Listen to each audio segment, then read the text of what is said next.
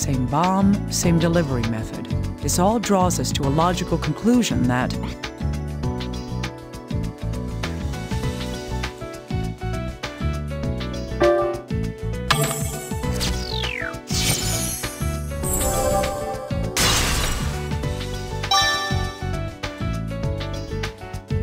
Indeed. It seems safe to think that these two murders were the work of the same person.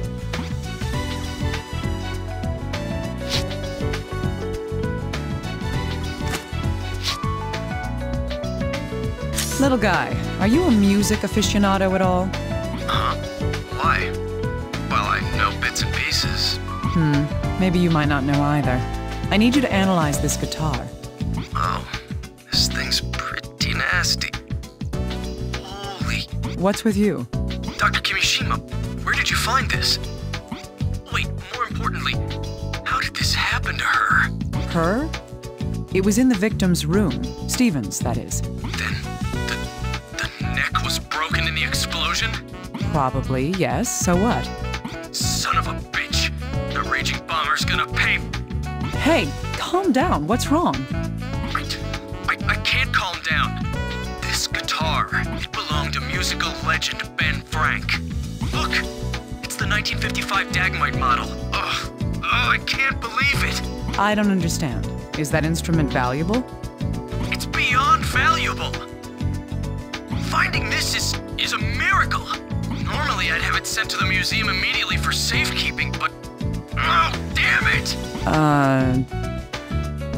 What? Doesn't this get to you, Doctor?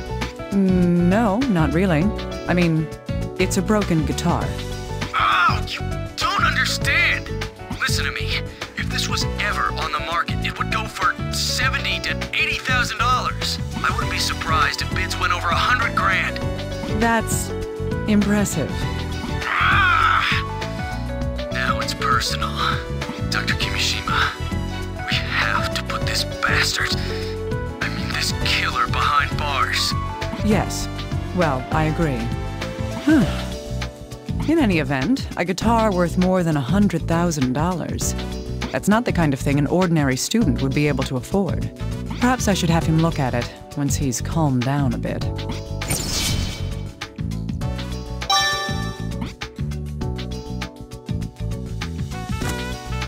Little guy, can I borrow you for a moment? Yes, of course. Do you need me to look at something? Can you take a close look at this guitar? Of course. I am a professional after all. I can be impartial. Please do, then. What can you tell me about it? There's not much I can say other than... Oh, wait a moment. Found something? Yes. It looks like this guitar was played by someone other than Ben Frank. So what does that mean? Is the guitar a fake? No, of course not. The scratches, the wear, everything says it's the real deal. But Ben Frank is right-handed, and this guitar has been said to be played by someone who's left-handed. The guitar's set for a left-handed player? The difference between right and left-handed guitars is...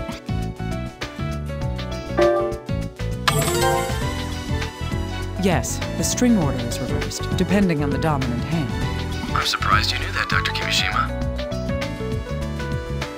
When the thinner strings are on the right, it's for right-handed players. It's the opposite for left-handers. The fourth victim owned this guitar. I doubt that he would lend his $100,000 guitar to anyone else. That makes it likely that Stephen Eldred was...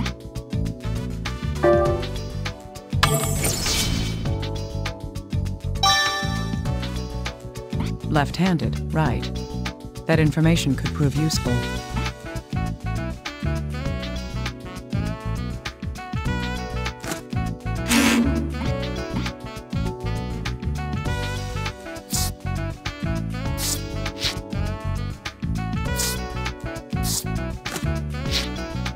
These two may lead us to learn something new. The third victim, Aiden Posner, the callus on his palm is proof of his dominant arm. That would mean he was...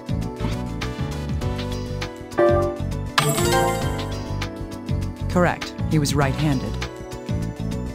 The fourth victim, Stephen Eldred, his guitar tells us which is his dominant hand. That would be his...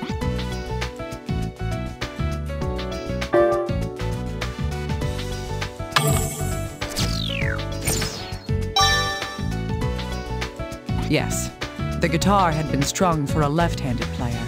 The famous musician the guitar belonged to was right-handed. If anyone were to change the strings, it would be the current owner. Thus, we can reason that Stephen Eldred was himself left-handed. I wonder if this difference will be any help in this investigation.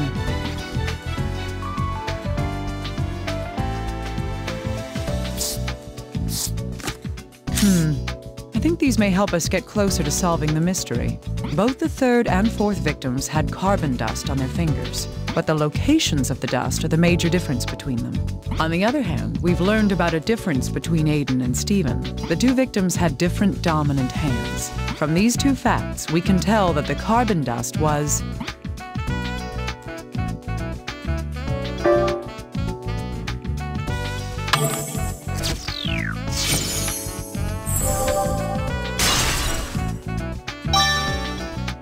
Indeed, it was on each victim's dominant hand. I think we've gotten a little closer to figuring out the meaning behind the carbon dust.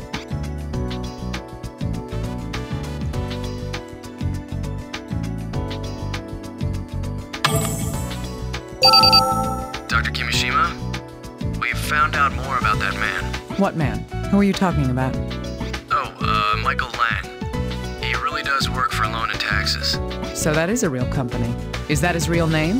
Yes, though what he does is barely considered legal. Huh. If that's the case, is there the slightest chance that he's the bomber? I don't know about that. I'll send you the recording of his interrogation anyway. Please listen to it when you have time. Got it.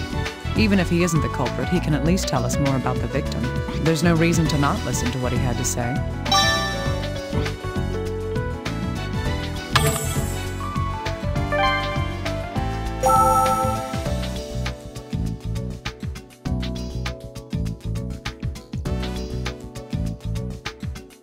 Yes, that's correct. I'm his financial agent. He's dead.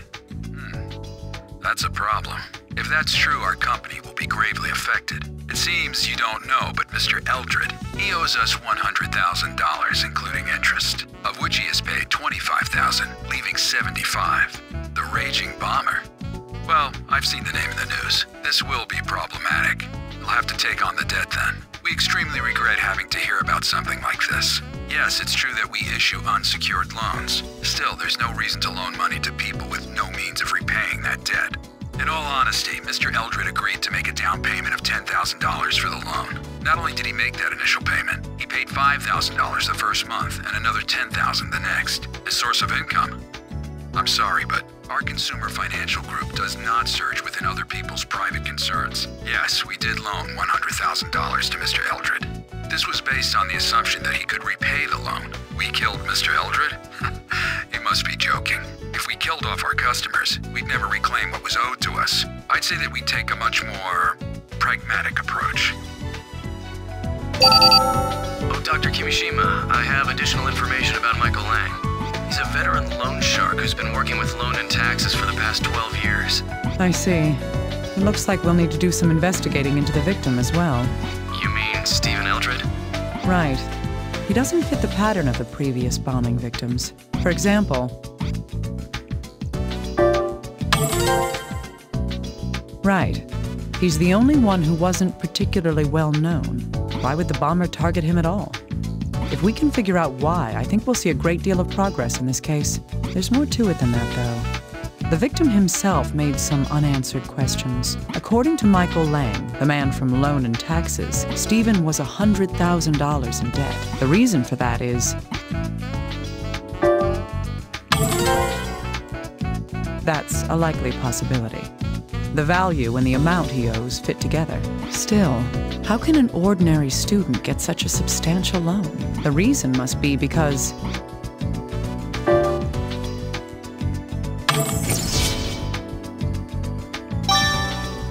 Indeed, there was a deposit made to his account, a large one of unknown origin. That was why the loan shark accepted his means of repaying the debt. This led to Stephen being loaned the $100,000. The more we investigate, the cloudier the truth gets. Dr. Kimishima? Can you hear me? I'm listening. What is it? I've asked for another recording from HQ. A recording of what? That revolutionary guy.